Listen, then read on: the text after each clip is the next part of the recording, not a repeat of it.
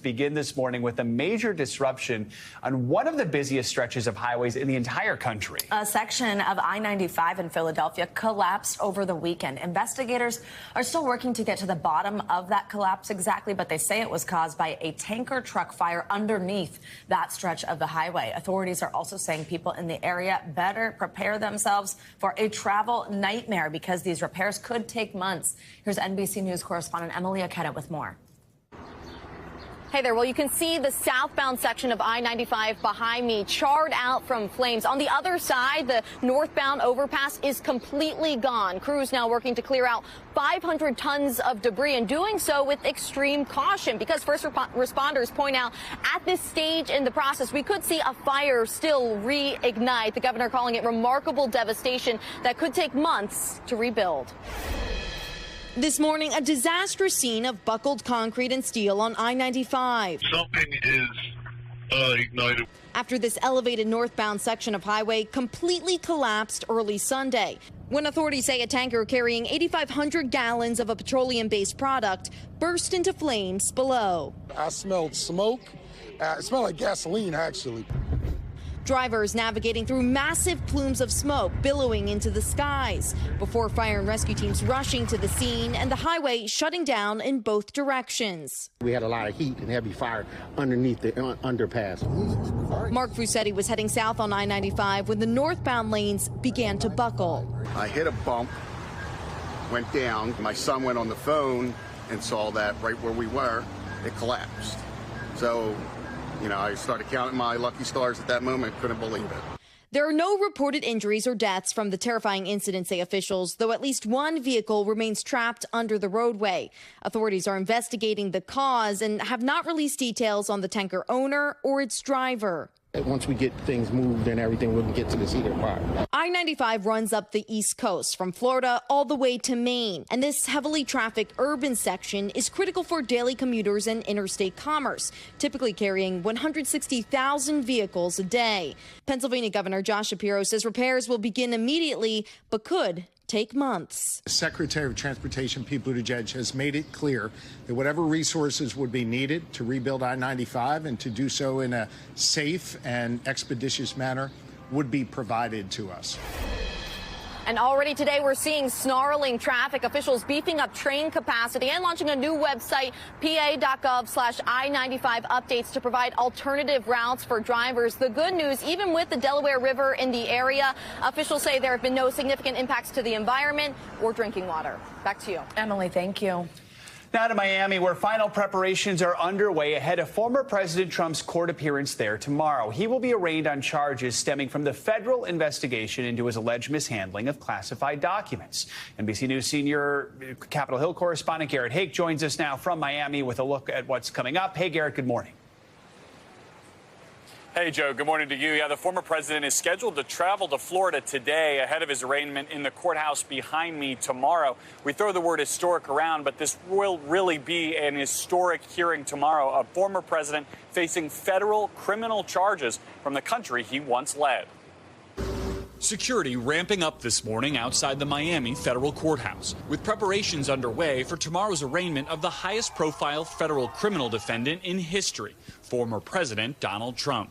On the campaign trail this weekend, Mr. Trump raging against what he called his politicized prosecution.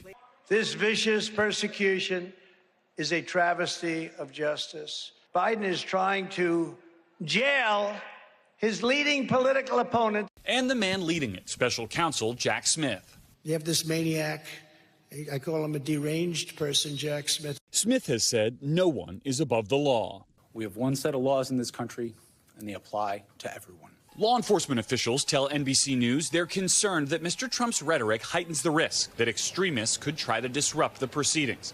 But as of now, there is no evidence on social media of January 6th style planning for violence. Mr. Trump urging supporters. They have to go out and they have to protest peacefully. The 37-count indictment unsealed Friday accuses Mr. Trump of illegally taking classified national security documents with him to Mar-a-Lago when he left the White House, storing them in unsecured boxes stashed in a bathroom and on a ballroom stage, sometimes showing them off. Then, even after receiving a subpoena from the FBI, conspiring with an aide to hide them from investigators. According to the indictment, the classified material included information about weapons capabilities of the U.S. and foreign countries, U.S. nuclear programs, and potential U.S. military vulnerabilities. Mr. Trump also lashing out at former Attorney General Bill Barr, who said this weekend that the charges are serious. If even half of it is true, then he's toast. It's a very detailed indictment.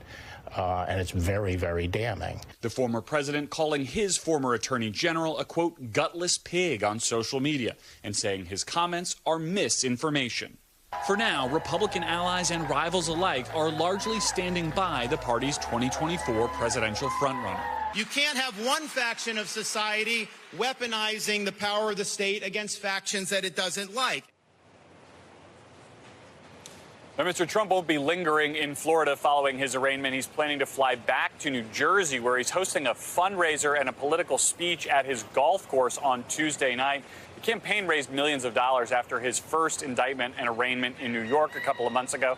That's a feat they're trying to repeat here. Joe? All right, Savannah? Garrett, thank you so much. Well, NBC News legal analyst Savalas joins us on set now to walk us through what we can expect in court tomorrow. What are you going to be looking for? Charges, rights, waiver of reading of the indictment. What I'm going to be looking for is what's typical in an arraignment, which is substantively not much. Now, I say that with an asterisk. Substantively, a lot is going on, but at least as far as what we perceive, it's not very exciting. It's a very short affair. It's processed by a U.S. magistrate judge, which gives you an idea. Magistrate judges exist to essentially assist district court judges, so it's not even handled by the main district court judge.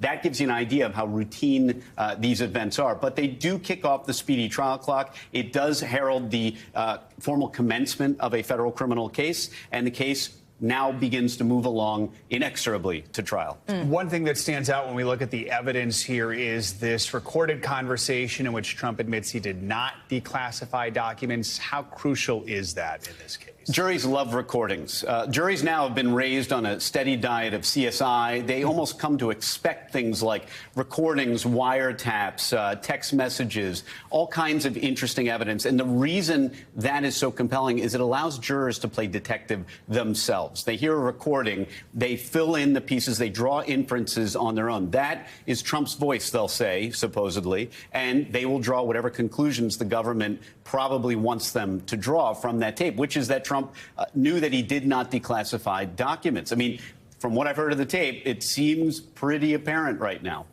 Just a minute ago, Danny, you're mentioning the judges here, a couple things. So magistrate is overseeing this tomorrow, but the judge actually assigned to overseeing this case, her name's Aileen Cannon, a Trump appointee. Now, a court official says she was chosen at random, but she did also oversee proceedings related to the FBI's search of the former president's Mar-a-Lago estate.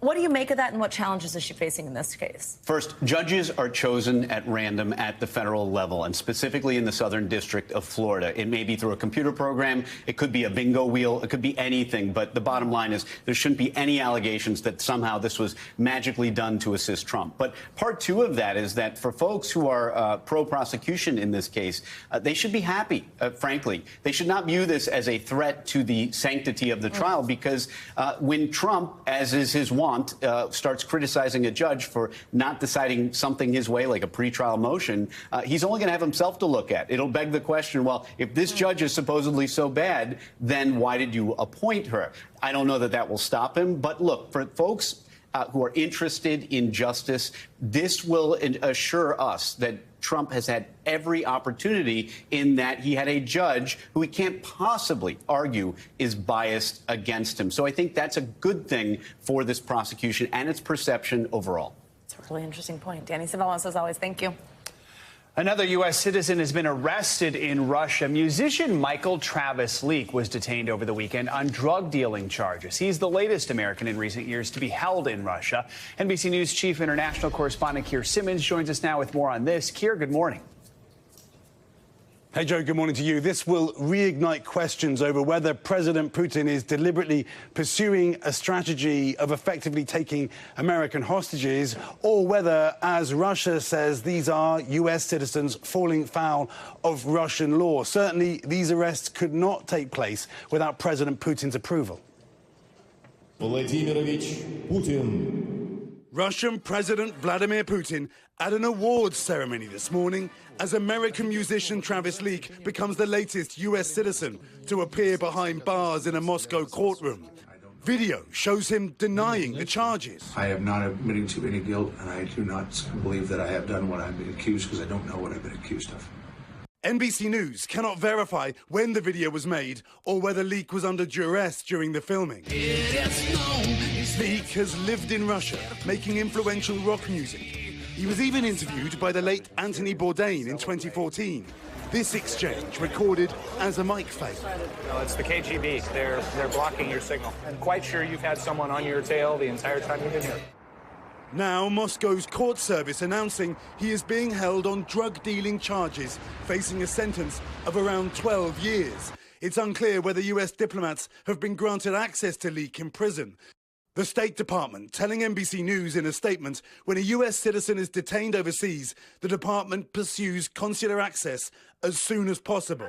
The American government continuing to press for the release of Wall Street Journal reporter Evan Gershkovich and American businessman Paul Whelan. Last year, WNBA star Brittany Griner spent 10 months in prison, accused of carrying hash oil in a vape cartridge until she was exchanged for a Russian arms dealer.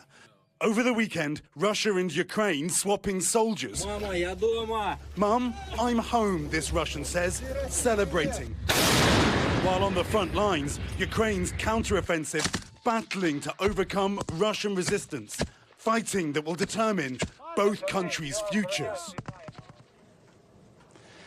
And Joe, Ukraine this morning is celebrating some small victories, taking a number of smaller villages. But Russia has had the opportunity over a sustained period to fortify its front lines, and it does have air superiority along those front lines. So it is far too early to say where this battle will be in the months to come. Joe. All right, Kira, thank you so much.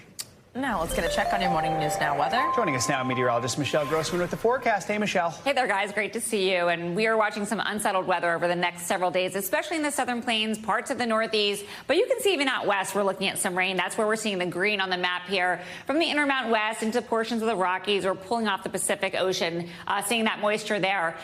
Ahead of that, we're looking at below average temperatures. So a lot of us below average over the next several days. One spot that is not below average, the southern plains. We're into the 100s in some spots in southern Texas, feeling like 110.